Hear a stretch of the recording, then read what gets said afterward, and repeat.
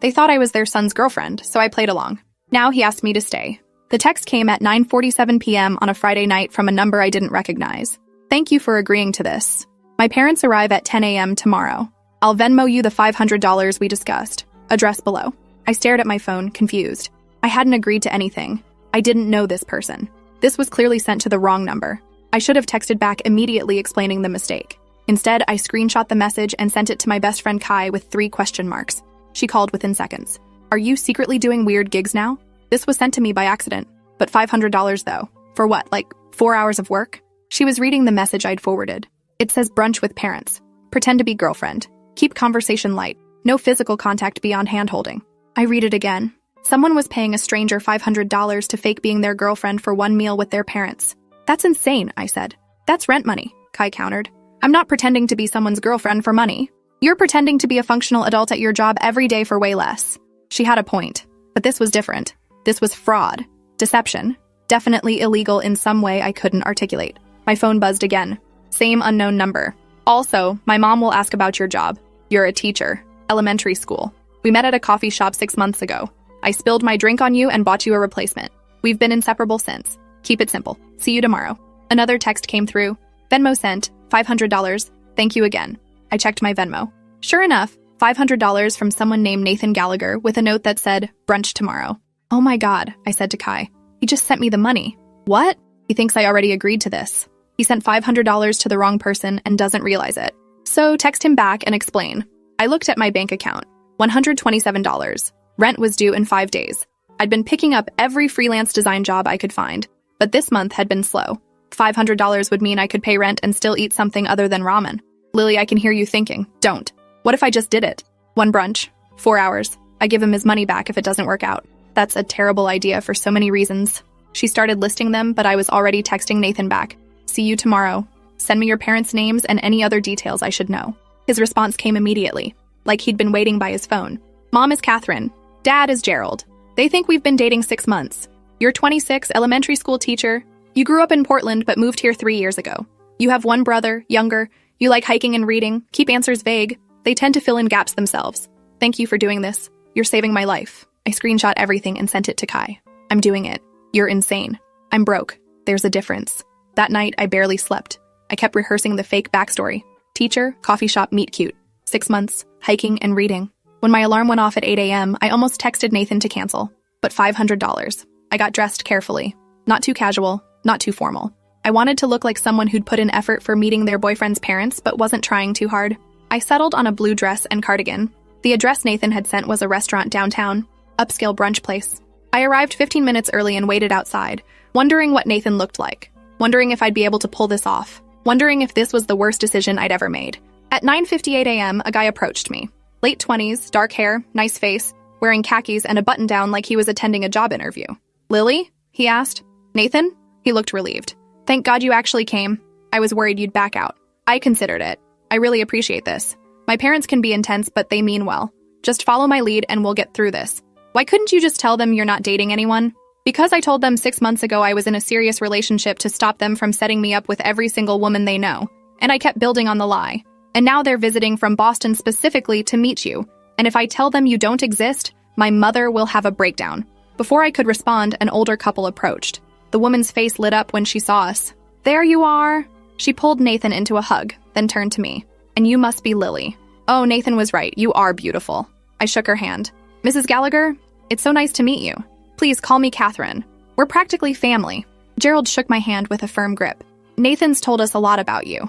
Good to finally put a face to the name. We went inside and were seated at a table near the window.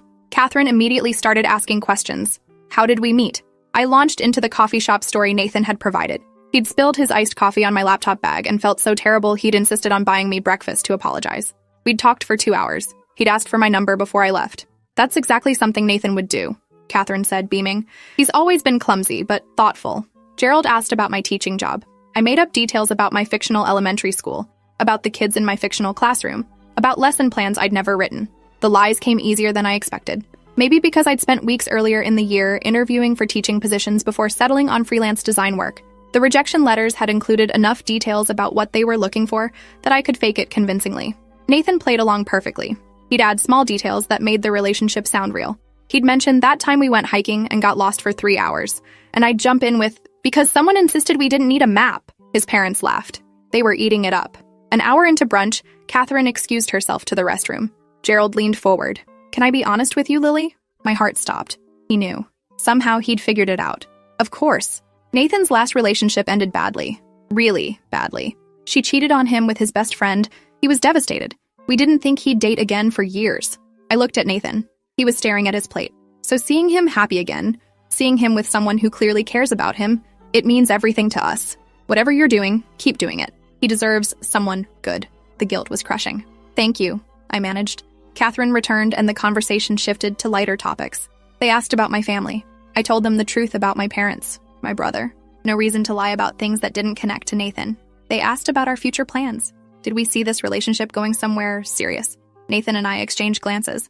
We're taking it day by day, he said. But yeah, I could see a future with Lily.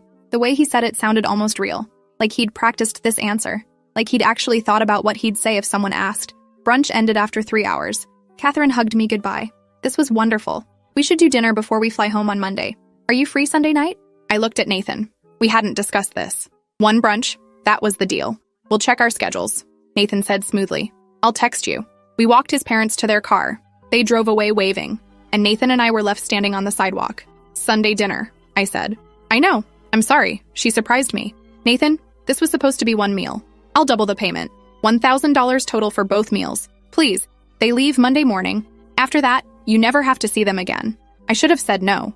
Should have taken my $500 and walked away. But standing there, watching him look so desperate, I thought about Gerald's words.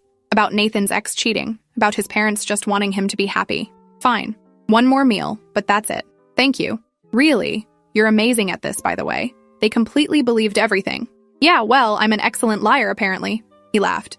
Can I buy you actual lunch? As a thank you? Not fake dating. Just two people eating food. I hesitated. Just lunch. Nothing weird.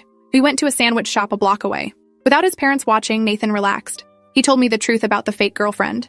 About how his mom had been relentless after his breakup. About how the lie had spiraled. I kept thinking I'd tell them eventually, but every time I tried, my mom would say something about how happy she was I'd found someone, and I couldn't do it. You're going to have to tell them eventually. I know. After they leave, I'll say we broke up. Mutual decision. Still friends. It'll be fine. We talked for an hour. He asked about my actual life, my actual job. I told him about freelance graphic design, about struggling to find consistent work, about how $500 was literally the difference between paying rent and not. I'm sorry. I didn't realize I was texting someone who actually needed the money. I thought I was hiring an actor or something. How did you even find that number? Craigslist ad. Someone posted offering services as a fake date for events. I texted what I thought was their number. Well, you got a broke graphic designer instead, who is apparently excellent at improv. He smiled. Seriously, thank you. You saved me today. Sunday dinner was at a restaurant Catherine had researched. Upscale Italian place with candles and wine lists. Nathan picked me up from my apartment because Catherine had asked how we were getting there. The car ride was quiet. I'd spent the previous day working on actual projects, trying not to think about the fact that I was getting deeper into this lie. Dinner started the same way brunch had. Questions, stories, laughter. But halfway through, Catherine dropped a bomb. Gerald and I have been talking. We'd love to fly you both to Boston next month. Show Lily where Nathan grew up. Maybe meet your family too, Lily? I froze. Nathan jumped in. That's really generous, but Lily's schedule is pretty packed with school. It would be during summer break, Catherine countered. Perfect timing. We'll definitely think about it, I said, trying to sound enthusiastic. Under the table, Nathan's leg was bouncing like it had at brunch. After dinner, his parents headed back to their hotel. Nathan and I sat in his car in the parking lot. Boston, I said. I know. Nathan, this is getting out of control. I'll tell them we broke up before then. I promise. You said that about Sunday dinner? I know. I'm sorry. I'm a coward. We sat in silence. Can I ask you something? I said. Why haven't you just met someone for real? You're not bad looking. You seem nice. Why fake it? He was quiet for a long time. Because everyone I've tried to date, I compare to her, to my ex. And I'm terrified of getting hurt like that again. It's easier to be alone. But my parents don't understand that. So you invented a perfect girlfriend who can't hurt you. Yeah, he looked at me. Except you're not invented. You're real. And you've been kinder to me in 2 days than my actual ex was in 2 years. Something in his tone made my chest tight. Nathan, I'm not hitting on you. I know this is fake. I just mean, thank you for seeing me spiral and still showing up. The next morning, Catherine texted me. Not Nathan. Me. It was so wonderful meeting you, Lily. Nathan is lucky to have you. We hope you'll come to Boston soon. I screenshot it and sent it to Nathan. Your mom has my number now. She asked for it at dinner while you were in the bathroom. I couldn't say no without being suspicious. This is a nightmare. I'm sorry. But the texts from Catherine kept coming. Photos of Nathan as a kid, recipes she thought I'd like, questions about my favorite flowers. She'd decided I was part of the family and there was no stopping it. 2 weeks later, Nathan called me. I need to ask you something and you can absolutely say no. Oh no. My parents are coming back for my birthday next month. They want to throw a party and they're expecting you to be there. Nathan, no. This has to stop. I know, you're right, but what? Can I see you? In person? I'll buy you coffee. Real coffee, not fake date coffee. I just need to talk through this. We met at the same coffee shop where his parents had first grilled me. He looked tired. I tried to break up with you, he said, to my parents. I told my mom we'd had a fight and needed space. What did she say? She offered to fly back immediately to mediate. She started crying. She said she couldn't handle me being heartbroken again. He put his head in his hands. I'm trapped in my own lie and I'm dragging you down with me. I should have been angry. Should have told him to figure it out himself. But instead, I said, how much is the birthday party worth to you? He looked up. $2,000. Deal. But after that, you tell them the truth. You break up with fake me. You do it gently and you don't blame me for anything. I promise. The party was at a restaurant Nathan's parents had rented out. 30 people. Family, friends, co-workers. All of whom believed I was his girlfriend. I showed up in a dress Catherine had texted me about, saying, this would look beautiful on you. She'd sent a link. I'd bought it because I was already too deep in this. Nathan introduced me to everyone. His college roommate, his work friends, his aunt who grabbed my hand and said, finally, someone good for our Nathan. Every introduction felt like another layer of deception, another person I'd have to pretend for. But the strangest thing was how natural it felt. Nathan and I had gotten good at this. We'd synced up. We could finish each other's fake stories. We knew which details to emphasize. Halfway through the party, I went outside for air. Nathan followed me. You okay? Your aunt wants to know when we're getting engaged. God, I'm sorry. Everyone in there thinks we're this perfect couple. They keep telling me how lucky I am. You are a really good actor. That's the thing, Nathan. I don't think I'm acting anymore. He stared at me. What? I've spent a month pretending to be your girlfriend. I've learned everything about you. Your parents text me daily. Your friends like me. And somewhere in all this pretending, I forgot it wasn't real. Lily, I know this is insane. I know you hired me to play a role, but I need to tell you this before I keep lying to myself. I think I actually like you. The real you. Not the you your parents see. The you who panics about everything and feels guilty about lying and buys me coffee to apologize for ruining my life. Nathan didn't say anything. He just looked at me with an expression I couldn't read. I'm sorry, I said. I shouldn't have said anything. Let's just get through tonight and then... He kissed me. Not for show. Not for his parents. Just because we were alone outside and he wanted to. When he pulled back, he said, I've wanted to do that since the Sunday dinner when you made that joke about my mom's recipe and she actually laughed. When I realized you weren't just playing a part, you were actually trying to make them happy. What does this mean? I have no idea, but I don't want to fake this anymore. We went back inside. The party continued. His parents gave speeches. Friends shared embarrassing stories. Through it all, Nathan held my hand. Not because he had to, because he wanted to. At the end of the night, Catherine pulled me aside. Can I tell you something? Of course. I knew. My blood went cold. Knew what? That first brunch. I knew something was off. Little details that didn't match what Nathan had told us. The way you two looked at each other like you were meeting for the first time. Catherine, I'm so sorry. We never meant to. Let me finish. She smiled. I knew you weren't who Nathan said you were, but I watched how you treated him. How you showed up even though you were clearly terrified. How you learned about us and cared enough to try. And I realized something. What? Real girlfriends don't try that hard. But someone pretending to be his girlfriend, someone being paid to show up who still puts in that much effort, that's someone special. You knew the whole time. Gerald didn't. He's not as observant. But yes, I knew. She squeezed my hand. And I watched my son fall for you over the past month. Really fall for you. The way he looks at you when you're not paying attention. That's not fake. I don't know what to say. Say you'll stop pretending. Both of you. Whatever this is, make it real. Because I haven't seen Nathan this happy in years. 2 months later, Nathan and I were still together. Really together. His parents knew the truth about how we met. Gerald had been shocked, but Catherine just said, I told you so, repeatedly. We told his friends. They thought it was the funniest thing they'd ever heard. One of them called us the worst rom-com he'd ever seen.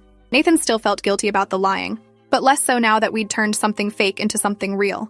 We were at his apartment on a random Friday night. He was cooking dinner while I worked on a design project at his kitchen table. Completely normal. Completely domestic. Can I ask you something? He said, Sure. What made you show up that first brunch? Really? I thought about it. I needed $500. He laughed. That's it? That's the only reason? That's the only reason I said yes initially. But I kept showing up because I trailed off. Because I saw you that first breakfast, panicking about disappointing your parents, and I recognized it. I've spent my whole life trying to be what people need me to be, and I saw you doing the same thing. Is that why you lied so easily? Probably. I'm very good at being who people expect. What if I don't want you to be what I expect? What if I just want you to be you? I looked up at him. I'm still figuring out who that is. Me too. He came over and kissed the top of my head. But I'd like to figure it out together, if that's okay. It's better than okay. 6 months after that first brunch, Catherine and Gerald visited again. This time there was no pretending, no fake stories, just the truth. We told them about the wrong number, about the $500, about how I'd shown up thinking it was a one-time gig. Catherine laughed so hard she cried.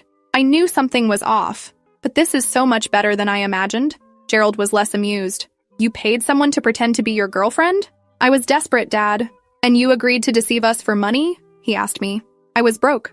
And also, your wife is very intimidating. Catherine gasped. I am not. You asked me about my 5-year plan within 10 minutes of meeting me. That's a normal question. Gerald cracked a smile. She is pretty intimidating. We had dinner together that night. Real stories this time. Real history. Catherine wanted to know everything about how we'd actually fallen for each other. It was the third fake date, Nathan said. We were having coffee and you laughed at something I said. A real laugh, not a polite fake one. And I thought, I want to hear that laugh for real. For me, it was the birthday party, I said. When you introduced me to your college roommate and he told that story about you staying up all night to help him study. And I realized you were actually the kind person you'd been pretending to be for your parents. So the fake version was the real version? Catherine asked. More or less, Nathan said. I think we were both pretending to be better versions of ourselves. And then, we accidentally became those versions. A year after that first brunch, Nathan and I moved in together. Catherine sent a care package with kitchen supplies and a card that said, for our favorite accidental couple. She'd also included $500 cash with a note. Lily's original fee returned with interest. Thank you for being brave enough to show up that day. I called her immediately. Catherine, I can't accept this. You can, and you will. You gave me my son back. Not the one who was hiding and lying, but the real one. The happy one. $500 doesn't begin to cover that. He's pretty great. So are you, sweetie. Now put that money towards something fun. Take a real vacation together. Not a fake one. We used the money for a weekend trip to the coast. Just us, no pretending, no parents. On the last night, sitting on the beach, Nathan said, I have a question.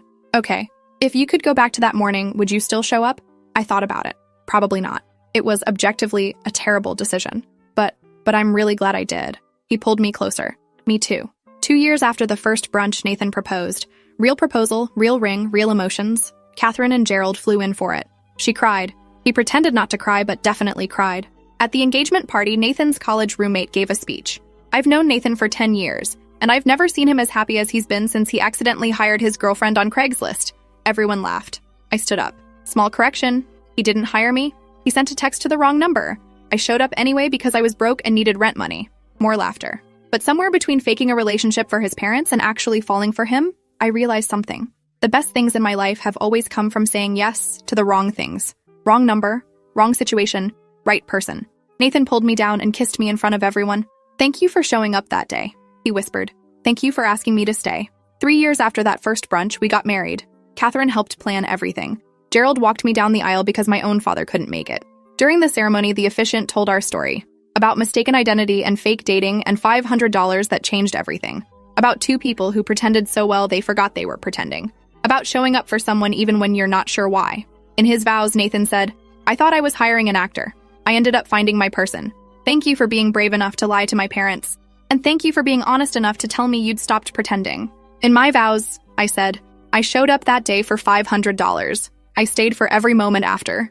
Thank you for asking me to keep showing up, even when it's real, especially when it's real. At the reception, Catherine pulled me aside. Can I tell you something I've never told you? Of course. That first brunch, I knew within 5 minutes you weren't who Nathan said you were. You said you figured it out during the meal. I lied. I knew immediately, but I also saw how hard you were trying. And I thought, anyone willing to put in that much effort for someone they just met is someone worth knowing. You could have called us out. And miss watching my son fall in love? Not a chance. She hugged me. Thank you for saying yes to that wrong number. Thank you for showing up. Thank you for staying. 5 years after that first brunch, Nathan and I were sitting in the same coffee shop where we'd met his parents. Our daughter, 2 years old, was eating a muffin and getting crumbs everywhere. Do you remember that first breakfast? Nathan asked. Every detail. I was so terrified. You didn't seem terrified. You seemed like you belonged. I was an excellent liar. You still are. I kicked him under the table. I'm kidding. Mostly. Catherine texted. Photo of her and Gerald holding a banner that said, Happy 5-year wrong number anniversary. She'd been celebrating the anniversary of my first fake appearance every year. Your mom is ridiculous, I said, showing Nathan. She's the best. Our daughter looked up. Gamma Catherine?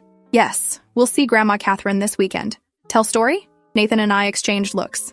She's too young for that story. She asks every time. When she's older, I said. We'll tell her when she's older. About the wrong number and the fake girlfriend and how sometimes the best things come from mistakes. That's basically our entire relationship. Best mistake I ever made. Nathan reached across the table and took my hand. Best wrong number I ever sent. Our daughter went back to destroying her muffin. Around us, the coffee shop buzzed with strangers living their normal lives. None of them knew our story. None of them knew how we'd started. And that was fine. Because we knew. We remembered. We showed up when we didn't have to. We stayed when we could have left. We made something real out of something fake. And that was enough. Appreciate you watching this far. If you enjoyed it, drop a like, leave a comment, and subscribe so you won't miss the next story.